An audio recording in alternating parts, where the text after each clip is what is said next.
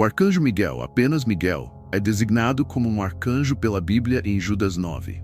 O prefixo arcanjo refere-se a um chefe, um princípio ou um anjo poderoso.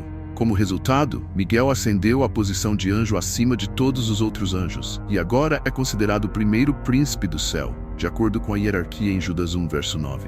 Contudo, quando Miguel, o arcanjo, disputava com o diabo sobre o corpo de Moisés, não ousou proferir juízo de maldição contra ele, mas disse: "O Senhor te repreenda." Lembre-se, há apenas um anjo que detém a classificação angelical de arcanjo no relato bíblico. Devido ao fato de que a palavra arcanjo significa princípio, esse anjo é o mais visível de todos os anjos santos. O nome dado ao arcanjo é Miguel. Este nome faz uma pergunta: quem é como Deus? Muitos pais, tanto judeus quanto não judeus, que deram o nome de Miguel a seus filhos, provavelmente não estão cientes do que o nome significa. Isso é lamentável. Seria maravilhoso se os pensamentos e sentimentos das pessoas estivessem orientados em direção a Deus sempre que ouvissem o nome.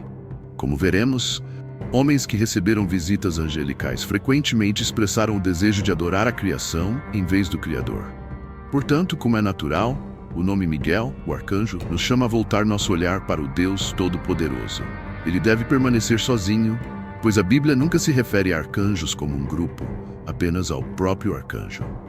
No Antigo Testamento, Miguel parece estar associado principalmente à nação de Israel. Como resultado, Deus se refere a Miguel como o príncipe de seu povo escolhido. Ele é, de certa forma, o primeiro-ministro na administração de Deus no universo e serve como o administrador angelical de Deus para o propósito de executar o juízo. Naquele tempo, Miguel, o grande príncipe, que protege o teu povo, surgirá. Haverá um tempo de angústia como nunca houve desde o princípio das nações até então. Mas naquele tempo o teu povo, todos cujos nomes forem encontrados escritos no livro, serão livres. Daniel 12, verso 1. Ele protege e defende especialmente o povo de Deus, seja quem for. Além disso, em Daniel ele é referido como Miguel, o teu príncipe. Mas primeiro, vou te dizer o que está escrito no livro da verdade.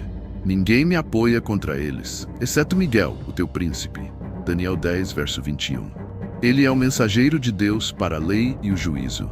Essa é sua função quando aparece em Apocalipse 12, versos 7 a 12, liderando o exército em sua batalha contra Satanás, o grande dragão, e todos os seus demônios durante a luta final da era. Miguel e seus anjos estarão envolvidos na guerra titânica do universo, que anunciará a derrota de Satanás e das forças das trevas.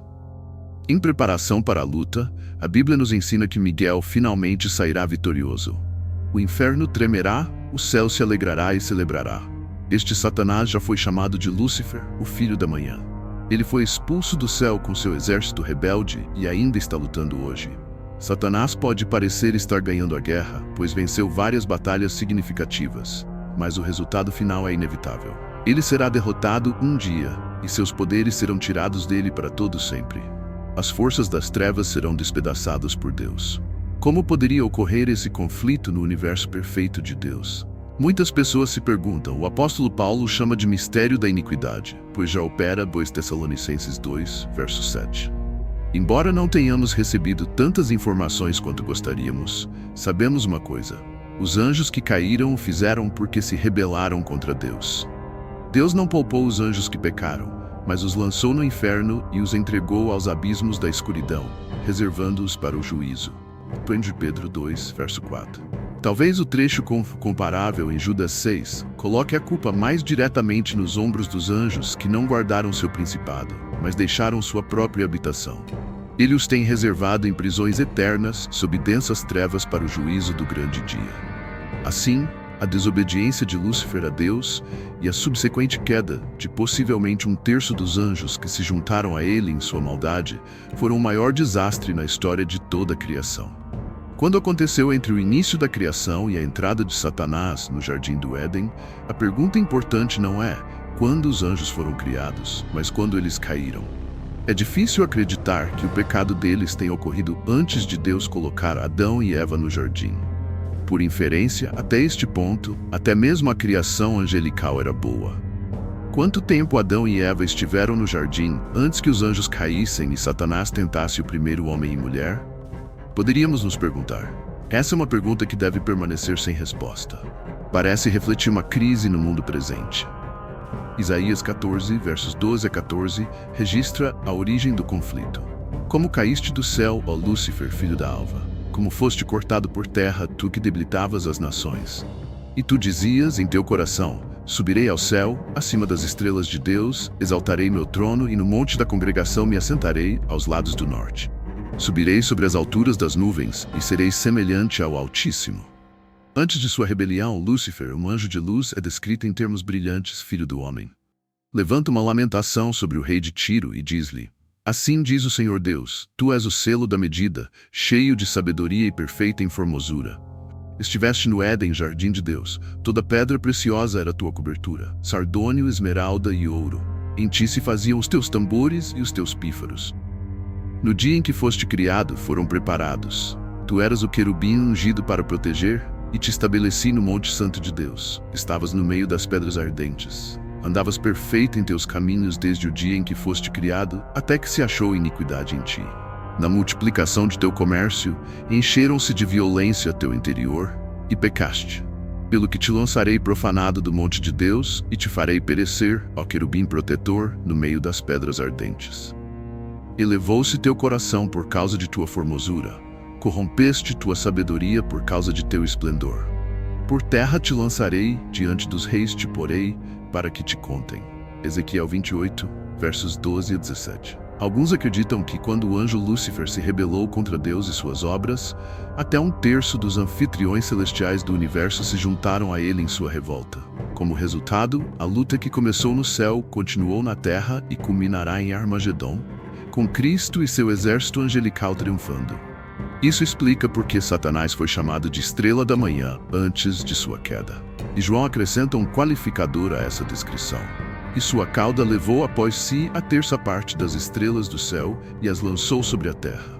E o dragão parou diante da mulher que estava para dar à luz, para que, dando ela à luz, lhe tragasse o filho.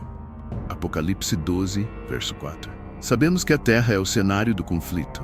No entanto, é uma luta que afeta todo o universo. É incrível que você e eu, com tão tempo neste planeta, desempenhemos um papel nessa batalha das eras.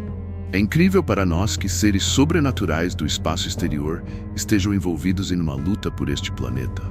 Tudo começou no Jardim do Éden, um lugar situado em algum lugar entre os rios Tigre e Eufrates, no Oriente Médio. A cabeça de Satanás está sendo golpeada e machucada à medida que as forças de Deus ganham impulso, à medida que nos aproximamos do fim da era. Miguel, o arcanjo, está atualmente preparando suas forças para a batalha final, Armagedon, sob a autoridade de Deus. A última ilustração da Bíblia é do céu. Embora Satanás seja um inimigo derrotado em princípio, obviamente Deus ainda não o excluiu completamente da cena mundial. No entanto, a Bíblia ensina que Deus usará os anjos para julgá-lo e eliminá-lo totalmente do universo quando Jesus retornar pela segunda vez. Miguel, o arcanjo, gritará enquanto o acompanha.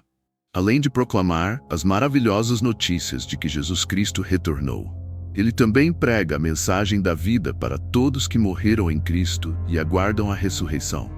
Porque o Senhor mesmo descerá do céu com grande brado, a voz do arcanjo, ao som da trombeta de Deus, e os que morreram em Cristo ressuscitarão primeiro. 1 Tessalonicenses 4, verso 6. Daniel e o anjo. O profeta Daniel nos apresenta Miguel. Parece que ele estava orando, e Deus enviou uma resposta pela mão de um mensageiro que foi impedido em sua jornada até testemunhar. Mas eis que Miguel, um dos primeiros príncipes, veio para ajudar-me. Daniel 10, verso 13. Assim, Miguel teve que lutar pela livre passagem da palavra de Deus. Pode ser apropriado dar a Miguel o título de general, pois sempre que o vemos é em conexão com algum tipo de luta espiritual. Em seu papel de combatente, Miguel tem uma responsabilidade particular para com Israel. Em Daniel 10, verso 21 e 12, verso 1, ele é mencionado como o príncipe dessa nação. Conforme lemos na história antiga e moderna, mas eu te mostrarei o que está registrado no livro da verdade, e nenhum há que me anime contra aqueles, senão Miguel, vosso príncipe. E naquele tempo se levantará Miguel, o grande príncipe, que se levanta a favor dos filhos do teu povo. E haverá um tempo de angústia, qual nunca houve desde que houve nação até aquele tempo. Mas naquele tempo livrar-se-á o teu povo. todo aquele que for achado escrito no livro. Daniel 12, verso 1. Poucas pessoas apreciam o quão importantes são as influências angelicais nos assuntos humanos. A luta contínua e amarga entre os anjos sagrados dedicados a Deus e os anjos das trevas, alinhados com Satanás, é revelada de forma poderosa em Daniel. Daniel descreve vividamente a luta feroz entre as forças angelicais de Deus e os demônios opostos das trevas no Antigo Testamento. Ele estava de luto por 3 semanas quando o anjo apareceu a ele. Daniel 10, verso 3. Comi nenhuma iguaria, nenhuma carne nem vinho passou pelos meus lábios, e não me ungi até que passaram as 3 semanas. Ele não consumiu pão, carne ou bebida, e não se ungiu enquanto estava junto ao rio Tigre. Um homem vestido de linho surgiu diante dele. Em seu rosto ele parecia relâmpago, e em seus olhos parecia um par de tochas. Sua voz soava como o estrondo de um grande grupo de pessoas. Daniel foi o único que testemunhou a visão. Os homens que estavam com ele, por outro lado, não viram nada. Uma enorme sensação de apreensão desceu sobre eles, e eles fugiram para a segurança. A força de Daniel se esgotou completamente quando ele ficou sozinho com o visitante celestial. Tal era o poder deste indivíduo sobre ele. Mas mesmo que Daniel estivesse aprisionado por um sono profundo, ele foi despertado pela voz do anjo Gabriel quando ele sentiu uma mão em seu ombro. O anjo começou a narrar uma experiência que ele próprio acabara de ter. O anjo começara a viajar até Daniel no momento em que ele começara a orar, mas foi detido em sua jornada por um príncipe demônio que o envolveu em combate e o fez atrasar. Então, Miguel apareceu para ajudar o anjo subordinado, permitindo que ele voltasse ao dever para Daniel sem impedimentos. O anjo tinha algo a dizer. Ele deveria mostrar a Daniel o que Deus previa que aconteceria ao mundo, especialmente a Israel, nos últimos dias. Daniel então ficou fraco e incapaz de falar, e o anjo tocou seus lábios, restaurando sua força e sua capacidade de se comunicar. A seguir, ao completar seu dever, o anjo informou a Daniel que ele estaria voltando para continuar lutando contra o príncipe demônio na batalha entre as forças do bem e as forças do mal. Durante todo esse tempo, Daniel não estava experimentando alucinações ou sonhos. Daniel jamais poderia ser persuadido de outra forma, pois foi um encontro genuíno com uma pessoa real. Ele havia orado a Deus em nome dos filhos de Israel e Deus o ouvira. Sua sessão de oração de 3 semanas, apoiada pelo jejum, foi um grande sucesso. Naquele momento, ele recebeu a palavra do visitante celestial que foi enviado do céu para informá-lo de que sua petição fora atendida. Devido a essa experiência, é evidente que os atrasos não são negações e que a vontade permissiva de Deus está envolvida em todos os aspectos da existência humana. Ele disse: Daniel, muito amado, considera as palavras que vou te dizer e levanta-te, pois agora fui enviado a ti. E quando ele me disse isso, eu me levantei tremendo. Então ele continuou: Não temas, Daniel. Desde o primeiro dia em que aplicaste teu coração a compreender e a humilhar-te perante teu Deus, as tuas palavras foram ouvidas, e eu vim em resposta a elas. Mas o príncipe do reino da Pérsia resistiu-me 21 dias. E eis que Miguel, um dos primeiros príncipes, veio para ajudar-me, porque eu tinha ficado ali com os reis da Pérsia. Agora eu vim para fazer-te entender o que há de acontecer ao teu povo nos últimos dias, porque a visão se refere a dias ainda distantes. Daniel 10, versos 11 a 14. Além das referências no Antigo Testamento, também encontramos Miguel mencionado no Novo Testamento. O pequeno livro de Judas, no 9º versículo, chama-o especificamente de arcanjo e relata sua batalha com Lúcifer pelo corpo de Moisés. Com a ajuda do Senhor, Miguel saiu vitorioso. Essa não foi a única luta entre Miguel e Lúcifer, pois João nos diz no livro de Apocalipse: E houve batalha no céu. Miguel e seus anjos batalhavam contra o dragão, e o dragão batalhavam juntamente com seus anjos, mas não prevaleceram, nem mais se achou no céu o lugar deles. E foi precipitado o grande dragão, a antiga serpente, chamado o Diabo e Satanás, que engana todo mundo. Ele foi precipitado na terra e seus anjos foram lançados com ele. Apocalipse 12. Aqui vemos Miguel atuando como comandante de um grande grupo de anjos. Evidentemente, Miguel é o guerreiro-chefe de Deus. Houve uma guerra no céu certa vez. Miguel e seus anjos lutaram contra Satanás e seus anjos caídos. Deus usa seus servos para enfrentar o exército mal equipado de Satanás. Satanás não pôde prevalecer e não havia mais lugar para ele no céu. Os anjos de Deus são imparáveis. Essa característica denota a divisão entre os anjos e os demônios. Apenas as hostes do céu têm excelência em força. Em qualquer guerra, os anjos sempre prevalecem no final, eliminando completamente o adversário. Os anjos são conhecidos por nunca falharem. Não há nada que possa igualar sua força quando se levanta contra eles. Eles servem como os guarda-costas mais eficazes dos santos. Os anjos de Deus são invencíveis. Essa característica denota a divisão entre os anjos e os demônios. Apenas as hostes do céu são mais poderosas. Bendizei ao Senhor, ó seus anjos magníficos em poder, que cumpris as suas ordens, obedecendo à voz da sua palavra. Em qualquer guerra, os anjos sempre prevalecem no final, eliminando completamente o adversário.